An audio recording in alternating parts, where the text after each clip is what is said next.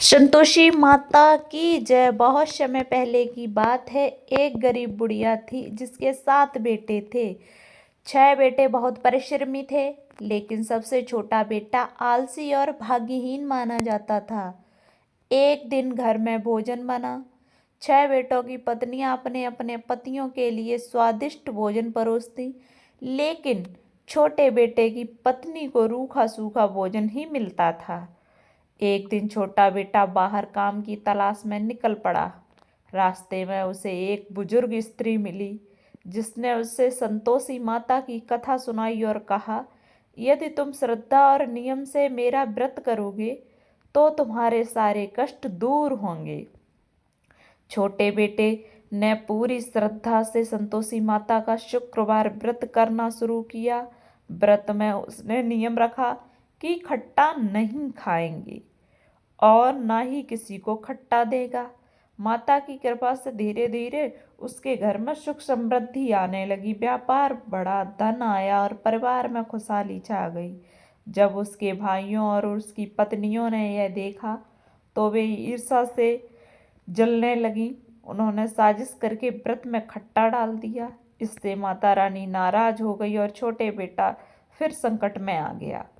अब छोटा बेटा बेचारा माता रानी के कोप से बहुत ही गरीब और वैसा जैसे पहला था वैसा ही हो गया।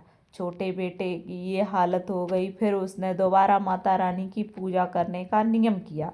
छोटे बेटे ने फिर पूरी श्रद्धा से संतोषी माता का शुक्रवार व्रत करना शुरू किया।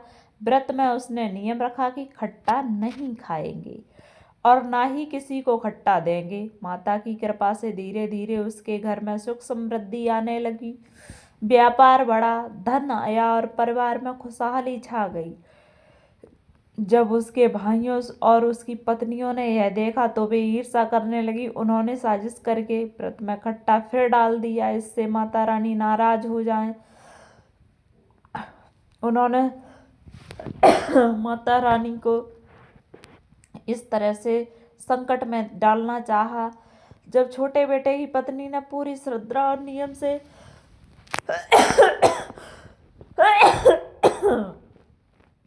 व्रत किया तो सभी माता रानी बहुत प्रसन्न हुई।